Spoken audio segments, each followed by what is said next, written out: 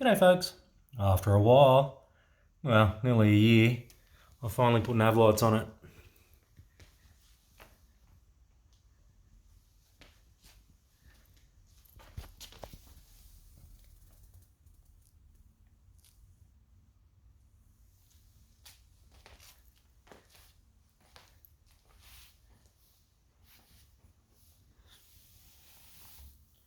This is the kit from FlishRC.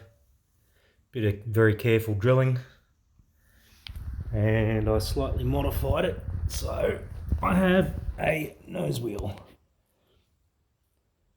that switches off.